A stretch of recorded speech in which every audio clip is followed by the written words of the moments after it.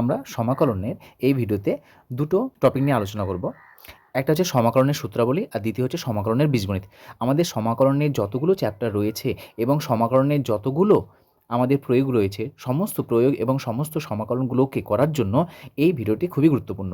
আমাদের সমাকলনের সূত্রাবলী, এই সূত্রের প্রয়োগের সাহায্যে আমরা সমস্ত প্রবলেমগুলো করব এবং দ্বিতীয় দেখব আমরা সমাকলনের বীজগণিত, অর্থাৎ সমাকলনের এক বা একাধিক অপেক্ষকের যোগ বিয়োগ গুণ ভাগ থাকলে তাদের আমাদের সমাকলন কীভাবে করতে হয়। আমরা এর আগের লেকচারে আমরা কি দেখেছি, সমাকলের প্রাথমিক যে ধারণা, সমাকল কিভাবে এলো, অর্থাৎ অবকলন এবং সমাকলনের যে সম্পর্ক সেটা আমরা আলোচনা করেছি এবং সমাকলনের চিহ্ন এগুলো নিয়ে আলোচনা দেখে নেব। সমাকলনের সূত্র,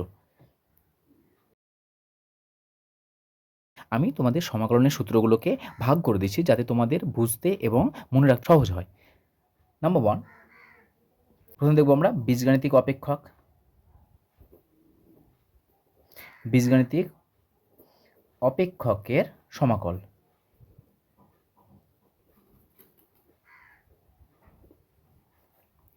বীজগাণিতিক অপেক্ষকের সমাকল কি রয়েছে, যেমন 1 নম্বর দিয়ে আমাদের রয়েছে integration x to the power n dx.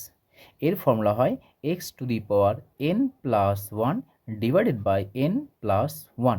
যখন আমরা ডেরিভেটিভ করেছিলাম, আমাদের দেখো ডেরিভেটিভ করলে কত পেয়েছিলাম, x to the power n এর ডেরিভেটিভ পেয়েছিলাম N x to the power N minus 1। যেহেতু আমরা আগের লেকচারে বলেছি যে সমাকল হলো অবকলনের বিপরীত প্রক্রিয়া, তাহলে দেখো এখানে এনটা গুণ হয়েছিল, দেখো এখানে এনটা ভাগ হয়েছে, এখানে দেখো এটা বিয়োগ হয়েছে, দেখো এখানে যোগ হয়েছে। তাহলে নিশ্চয়ই বুঝতে পারছো যে এটা হচ্ছে কি পরস্পরের বিপরীত, তাই না? সেই জন্য x to the power n এর ডেরিভেটিভ হচ্ছে আমাদের x to the power n plus 1 divide by n plus 1।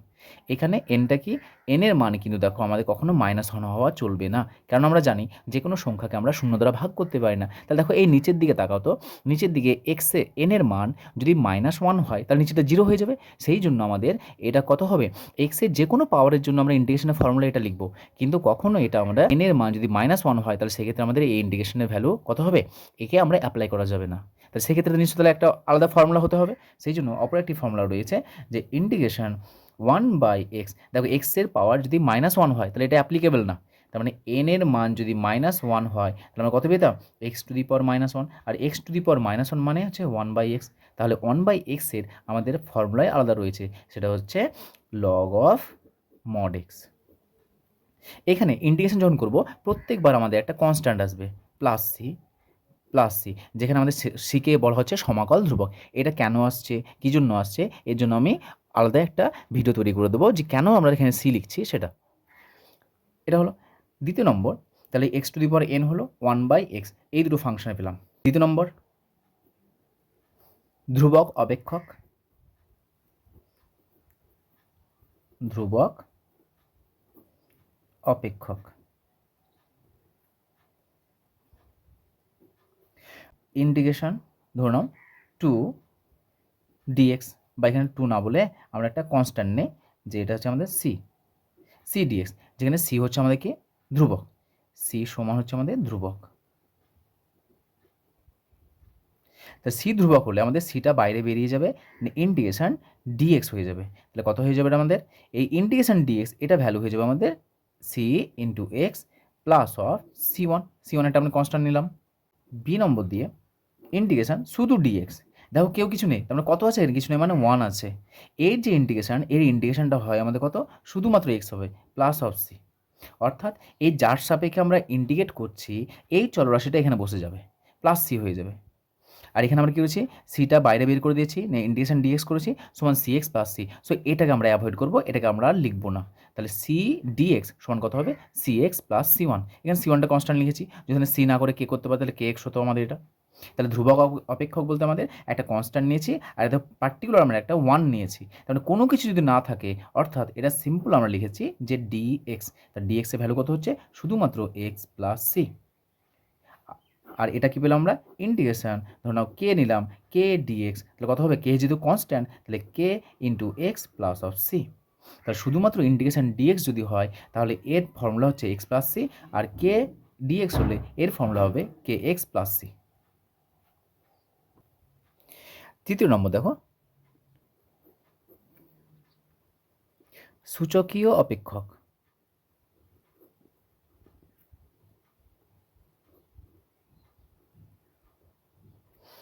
আমরা জানি সূচকীয় অপেক্ষক দুখানা রয়েছে। Number 1 e two the power x রয়েছে, তার মানে আমি mx লিখলাম। e two the power mx, আমরা e two the power x এর ডেরিভেটিভ দেখেছি, e two the power x ই হয়েছে। ইন্টিগ্রেশনের ক্ষেত্রে তাই হবে, তাহলে ইন্টিগ্রেশনের ক্ষেত্রে e two the power mx plus of c হবে। আচ্ছা, এই এমটা যদি থাকতো ডেরিভেটিভের ক্ষেত্রে, তাহলে এমটা কী হতো? গুণ হতো। যদি গুণ হতো ডেরিভেটিভের ক্ষেত্রে, তাহলে ভাগ হয়ে যাবে কোথায়? ইন্টিগ্রেশনের ক্ষেত্রে, যেহেতু গুণ আর ভাগ হচ্ছে পরস্পরের বিপরীত। নাম্বার 2, আর একটা ফাংশন রয়েছে আমাদের A to the power M X, এটারও আমরা ডেরিভেটিভ দেখেছি। এটা ডেরিভেটিভ কত হয়? A to the power M X into M log A হয়ে যেত আমাদের। অনুরূপভাবে এটার ইন্ডিকেশন হবে A to the power M X. দেখো, এটাও সূচকীয় অপেক্ষক, কারণ এ টু দি পাওয়ার এক্স রয়েছে, এখানেও ই টু দি পাওয়ার এক্স রয়েছে, তাহলে এই দুটো হচ্ছে সূচকীয় অপেক্ষক। তাহলে এটার ইন্ডিকেশন কত হবে? A to the power M X. যেহেতু এমটা আমাদের গুণ হতো, এখানে আমাদের এমটা ভাগ হবে, আর লগ এ একটা আমাদের কী হতো? গুণ হতো, এখানে লগ এটা আমাদের ভাগ হবে, log of e a plus of C, এটা পেলাম। এরপর আমাদের সবথেকে গুরুত্বপূর্ণ হচ্ছে ত্রিকোণমিতিক অপেক্ষক।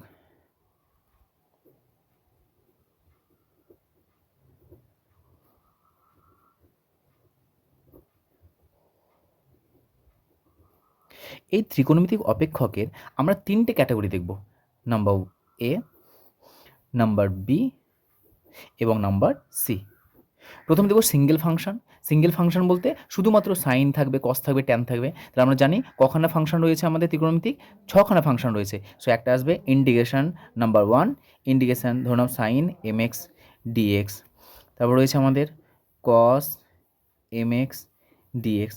তারপর রয়েছে ট্যান এম এক্স ডিএক্স। তারপর রয়েছে আমাদের কোসেক এম এক্স ডিএক্স। তারপর রয়েছে আমাদের সেক এম এক্স ডিএক্স এবং সর্বশেষ রয়েছে আমাদের কট এম এক্স ডিএক্স। তার আমরা জানি 6খানা ত্রিকোণমিতিক ফাংশন আছে, সেই 6খানা ত্রিকোণমিতিক ফাংশনের অপেক্ষক কেমন ইন্টিগ্রেশন হবে সেটা দেখব। দ্বিতীয় নম্বর দেখব আমরা, এটা হচ্ছে সিঙ্গেল টার্ম, সিঙ্গেল। সেকেন্ড দেখব আমরা মাল্টিপ্লাই আকারে।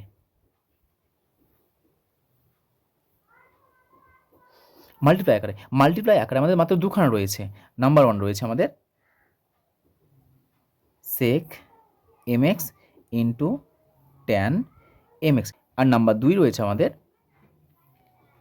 Cosec M X tan M X into D X into D X. তাহলে কি বললাম? সিঙ্গেল সিঙ্গেল আকারে 6খানা রয়েছে, আর মাল্টিপ্লাই আকারে এই দুটো অপেক্ষক রয়েছে, আর স্কোয়ারের আকারে দুখানা রয়েছে। Integration cosec square m x dx রয়েছে, আর নাম্বার 2 রয়েছে sec square m x dx. So 1 নম্বর রয়েছে আমাদের এটা, আর এটা রয়েছে আমাদের 2 নম্বর। এখানে রয়েছে 1 নম্বর এটা, আর এটা রয়েছে আমাদের 2 নম্বর। এখানে 6খানা রয়েছে, 1 2 3 4 5 এবং 6। সো ত্রিকোণমিতিক অপেক্ষকে যখন আমরা ইন্টিগ্রেশন করব, সমাকল করব, তো ত্রিকোণমিতিক অপেক্ষকের আমাদের এই চেহারাই থাকবে, এই চেহারা বাইরে কখনো থাকবে না। সো আমাদের যদি নাও থাকে, তাহলে আমরা এই চেহারাতে নিয়ে আসবো। প্রথমে আবার সিঙ্গেল আকারে থাকবে, তারপর হচ্ছে আমাদের কি মাল্টিপ্লাই আকারে থাকবে। মাল্টিপ্লাই আকারে মাত্র দুখানা রয়েছে, স্কোয়ার আকারে মাত্র দুখানা রয়েছে। যে ত্রিকোণমিতিক অপেক্ষকগুলো লিখলাম, সেই তিনটে ক্যাটাগরির আমরা ত্রিকোণমিতিক অপেক্ষকের সূত্রাবলীগুলো দেখব। সো নাম্বার 1,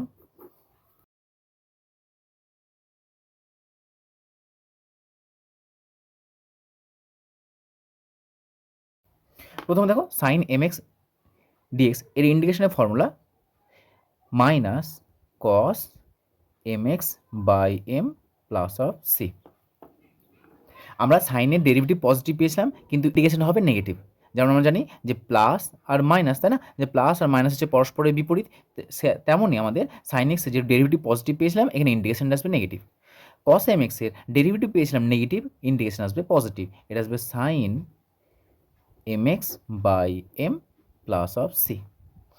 ট্যান এক্সের আসবে log of sec M x plus c, একটা 1/m আসবে বাইরে।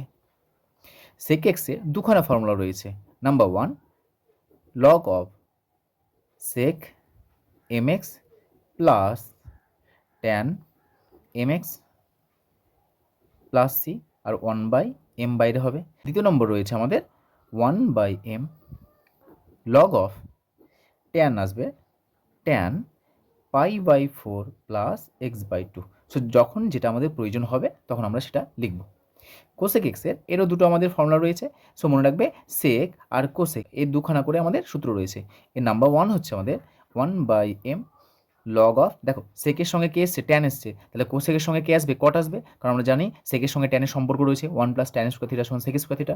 অনুরূপভাবে 1 + cot স্কোয়ার থিটা সমান কোসেক স্কোয়ার থিটা। সো এইভাবে রিলেশন করে মনে রাখবে। তো সেকের সঙ্গে সেক ট্যান আর কোসেকের সঙ্গে কোসেক কট, এটা আসবে আমাদের cosec mx minus cot mx plus of C. আর দ্বিতীয় নম্বর ফর্মুলা রয়েছে, এটাও আমাদের ট্যান দিয়ে রয়েছে, কিন্তু জাস্ট একটু পার্থক্য, সেটা হচ্ছে ট্যান x/2, শুধুমাত্র x/2 হবে এখানে। এখানে π/4 এসেছিল, এখানে π/4 আসবে না। আর কট এক্সে কত আসবে, কট এক্সে আসবে আমাদের log of sine mx plus of c, এখানে আসবে 1/m। সো ট্যানের ক্ষেত্রে সেক mx আসবে আর কটের ক্ষেত্রে আসবে সাইন mx আসবে। সো এটা গেল আমাদের আমাদের ত্রিকোণমিতির 6টি অপেক্ষক রয়েছে, সেই ত্রিকোণমিতির 6টি অপেক্ষকের ইন্টিগ্রেশনের বা সমাকলনের সূত্র। এরপর আমরা দ্বিতীয় দেখব যে দুটো গুণের আকারে রয়েছে, আর 3 নম্বর দেখব আমরা তারা কি স্কোয়ারের আকারে রয়েছে। দ্বিতীয় নম্বর রয়েছে আমাদের তারা ইন্টু আকারে রয়েছে। ইন্টু আকার দুটো রয়েছে, একটা আছে cosec mx into cot mx dx, এই একটা রয়েছে, আর sec mx into tan mx dx রয়েছে। সো যখনই দেখবে কোনো গুণের আকারে আছে ত্রিকোণমিতিক অপেক্ষক, আমাদের এই দুটো ফর্মুলার কথা ভাববো। এর ফর্মুলা হয় আমাদের কোসেক এক্স কট এক্স, এর ফর্মুলা হবে -1/m cosec mx plus of c, বা টোটালটা বাই এম করতে পারো। এটার ফর্মুলা হবে sec mx/m plus of c, এখানে মাইনাস আসবে, এটা প্লাস হবে। আর তৃতীয় নম্বর রয়েছে আমাদের স্কোয়ারের ফর্মুলা। স্কোয়ারের আমাদের দুটো ফর্মুলা রয়েছে, একটা কোসেক স্কোয়ার mx রয়েছে, আর দ্বিতীয় নম্বর রয়েছে আমাদের সেক স্কোয়ার mx dx। এর ফর্মুলা আসবে আমাদের মাইনাস কট আসবে কট mx/m প্লাস সি, আর এর ফর্মুলা আসবে tan mx/m plus of C. তাহলে দেখো ত্রিকোণমিতিক অপেক্ষকটি কিন্তু খুব গুরুত্বপূর্ণ। আমাদের ম্যাক্সিমাম যতগুলো প্রবলেম থাকবে দেখবে আমাদের এই ত্রিকোণমিতিক অপেক্ষক দিয়ে আমাদের ম্যাক্সিমাম অঙ্কগুলো থাকবে। কিন্তু এই ত্রিকোণমিতিক অপেক্ষকগুলোকে এই 3টে ক্যাটাগরিতে ভাগ করবে। একটা হচ্ছে তারা সিঙ্গেল আকারে থাকবে, sine cos tan cosec sec cot, ছখানা ছখানা সিঙ্গেল আকারে থাকবে। আর গুণের আকারে থাকবে এই দুখানা, cosec cosec mx cot mx আর সেক mx ট্যান mx, এই দুটো গুণের আকারে থাকবে। আর স্কোয়ারের আকারে এই দুটো থাকবে। তাহলে এগুলো যখনই থাকবে তাদের ডিরেক্ট আমাদের ফর্মুলা জানা আছে, এই ফর্মুলাগুলো আমরা অ্যাপ্লাই করব। বাকি যদি কেউ স্কোয়ার থাকে, গুণের আকারে থাকে, যখনই গুণের আকারে থাকবে তখন এই দুটো ফর্মুলার কথা ভাববে, যখন স্কোয়ারের আকারে থাকবে তখন আমরা এই দুটো ফর্মুলার কথা ভাববো। আর সিঙ্গেল থাকলে তাদের ফর্মুলা আলাদা। এত পর্যন্ত আমরা সমাকলনের সূত্রাবলী যেগুলো হয় সেগুলো আমরা দেখলাম। সমাকলনের সূত্রাবলী কী কী ছিল, একটা যে বীজগণিতিক অপেক্ষক এর সূত্র কেমন দেখলাম, ধ্রুবকীয় অপেক্ষক দেখলাম, সূচকীয় অপেক্ষক এবং সর্বশেষ ত্রিকোণমিতিক অপেক্ষক দেখলাম। এবং এই ত্রিকোণমিতিক অপেক্ষক আবার 3টে ক্যাটাগরি দেখলাম। এবার দেখব আমরা সমাকলনের বীজগণিত।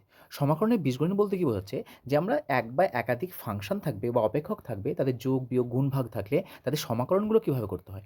নাম্বার 1 ইন্টিগ্রেশন কে ইন্টু এফ(x) dx, যেখানে কে সমান ধ্রুবক, অর্থাৎ কোনো একটা ধ্রুবক সংখ্যা যদি কোনো একটা অপেক্ষকের সঙ্গে গুণের আকারে থাকে তাহলে তার সমাকলন কীভাবে করব। যে ধ্রুবক থাকবে সেই ধ্রুবকটাকে বাইরে বের করে দেবো এবং আমরা এফ(x)এর ইন্টিগ্রেশন করব, এফ(x) dx। যেমন এক্সাম্পল, যে ইন্টিগ্রেশন 5 sin x dx, এখানে দেখতে পাচ্ছি আমরা কি sin x হচ্ছে আমাদের কি এক্সের অপেক্ষক, সো 5 কনস্ট্যান্ট, সো 5কে বাইরে বের করে দেবো, 5 বাইরে বেরিয়ে যাবে, ইন্টিগ্রেশন sin x dx। এরপরে sin x এর ইন্টিগ্রেশনের ফর্মুলা জানা আছে আমাদের, so 5 into minus cos x plus of C, so integration হয়ে যাবে -5 cos x plus C.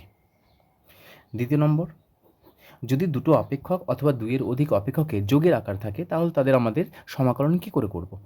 f(1)x plus f(2)x দূরে ধরলাম dx। তাহলে যদি সমষ্টি আকারে থাকে তাহলে তাদের আমাদের সমাকলন কীভাবে নির্ণয় করব। প্রত্যেকটা ফাংশনকে আলাদা করে সমাকলন নির্ণয় করব। f1x আছে, প্রথমে আমরা ইন্টিগ্রেশন করব f1x dx, পরে f2x এর ইন্টিগ্রেশন করব f2x dx। এক্সাম্পল, যেমন ধরে নাও যে integration 5 x plus sine x dx। তাহলে এখানে দেখো এটা একটা অপেক্ষক, এটা একটা অপেক্ষক, এটা এক্সপোনেনশিয়াল ফাংশন অর্থাৎ সূচকীয় অপেক্ষক, এটা ত্রিকোণমিতিক অপেক্ষক। তাহলে এর ইন্টিগ্রেশন কেমন হবে? প্রথমে 5x যেটা আছে তার ইন্টিগ্রেশন করলাম, এক কথায় প্রত্যেকটা অপেক্ষককে আমরা ভেঙে ভেঙে তাদের প্রত্যেকের ইন্টিগ্রেশন করব। তাহলে 5x এর ইন্টিগ্রেশন করব, প্লাস প্লাস সাইন আছে প্লাস দিলাম, এবার সাইন এক্স এর ইন্টিগ্রেশন সাইন এক্স ডিএক্স। তাহলে 5 x এর ইন্টিগ্রেশন কত হবে? 5 x ইন্টু এটা হয়ে যাবে আমাদের ভাগ লগ অফ ই 5 আর প্লাস সাইন এক্স এর integration minus cos X plus of C. So equals to 5 by log of E 5 minus cos X plus C. So যখনই যোগের আকারে থাকবে আমরা এভাবে ভেঙে ভেঙে নেব। অনুরূপভাবে আমরা যদি বিয়োগের আকারে থাকে, যে ইন্টিগ্রেশন f1x একটা ফাংশন ধরে নাও, f2x একটা ফাংশন, তারা যদি বিয়োগের আকারে থাকে এবং এই টোটাল অপেক্ষকের যদি আমাদের সমাকলন করতে হয়, তাহলে কী করব? একইভাবে যেভাবে আমরা যোগের আকারে করেছি, বিয়োগের আকারে প্রত্যেকটা পার্টকে আমরা আলাদাভাবে সমাকল করব। এটা কেমন হবে? ইন্টিগ্রেশন f1x dx, মাঝে মাইনাস আছে, মাইনাস সাইন দেব, ইন্টিগ্রেশন f2x dx। আমাদের এরকমভাবে ইন্টিগ্রেশন করব। চতুর্থ নম্বর, যদি দুটো ফাংশন গুণের আকারে থাকে, ধরো নাও f1x ইন্টু f2x dx, যদি দুটো ফাংশন গুণের আকারে থাকে তাহলে এর ইন্টিগ্রেশন কী করব? এর ইন্টিগ্রেশন আমরা এই দুটো প্রথম অধ্যায় যেগুলো আছে, যেমন অনির্দিষ্ট সমাকলন একটা রয়েছে, পরিবর্ত পদ্ধতি একটা রয়েছে, এই দুটো অধ্যায় আমরা এই গুণের আকারের অপেক্ষকের সমাকলন করব না। এর জন্য আমাদের নতুন একটা চ্যাপ্টারই রয়েছে, সেটা হচ্ছে আমাদের আংশিক সমাকল। আংশিক সমাকলন বা ইন্টিগ্রেশন বাই পার্টস, এই যে একটা চ্যাপ্টার রয়েছে, এই টোটাল চ্যাপ্টারে আমরা দেখব যে দুটো অপেক্ষকের গুণের আকার থাকলে তাদের সমাকলন কী করে করতে হয়। পঞ্চম হচ্ছে আমাদের ইন্টিগ্রেশন, যদি আমাদের ফাংশন যদি ভাগের আকারে থাকে, যদি ভাগের আকার থাকে, তাহলে ভাগের আকার থাকলে এরকম আমাদের স্পেশাল আকার নেই, এটার স্পেশাল আকার রয়েছে, যে এই অধ্যায়ে আমরা সেটা শিখব। আর ভাগের আকার থাকলে সেটা যেরকম আকার থাকবে সেই আকার অনুযায়ী তার আমরা ইন্টিগ্রেট করব। এই গেল আমাদের টোটালটা, যে ইন্টিগ্রেশনের বিভিন্ন ফর্মুলাগুলো দেখলাম এবং তাদের প্রক্রিয়া দেখলাম। প্রক্রিয়া বলতে জাস্ট দুটো মনে রাখবে, একটা হচ্ছে যোগের বিয়োগের আকারে একটা, আর একটা হচ্ছে আমাদের স্কেলার মাল্টিপল থাকবে।